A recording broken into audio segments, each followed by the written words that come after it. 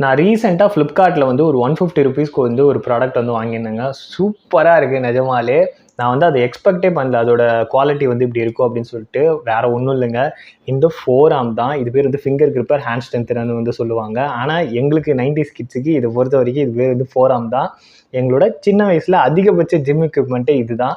இதை பண்ணிவிட்டு கையில் வந்து இவ்வளோ ஸ்ட்ரென்த் வந்துருச்சு, இவ்வளோ கட்டிங்ஸ் வந்துருச்சு அப்படின்னு சொல்லிட்டு கையை வந்து கம்பேர் பண்ணி விளையாடிட்டு இருப்போம் ஸ்கூல் டேஸில்.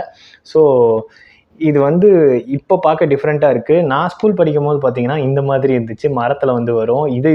இதை யூஸ் பண்ணவே எங்களுக்கு ரொம்ப கஷ்டமாக இருக்கும். ஆனால் இது வந்து சூப்பராக இருக்குது.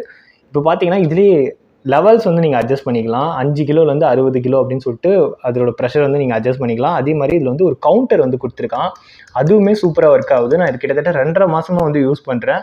சூப்பராக இருக்குது. இதோட ப்ரைஸ் வந்து பார்த்தீங்கன்னா நல்லாவே இப்போ ரெடியூஸ் ஆகிருக்கு. 120க்கு வருது, 110க்கு வருது.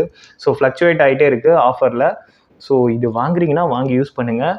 நீங்கள் வந்து ஒரு ஸ்ட்ரெஸ் பஸ்டர் அந்த பஞ்சு பால் யூஸ் பண்ணுறதுக்கு பதிலாக அந்த ஸ்பின்னர் யூஸ் பண்ணுறதுக்கு பதிலாக இதை யூஸ் பண்ணி பாருங்கள்.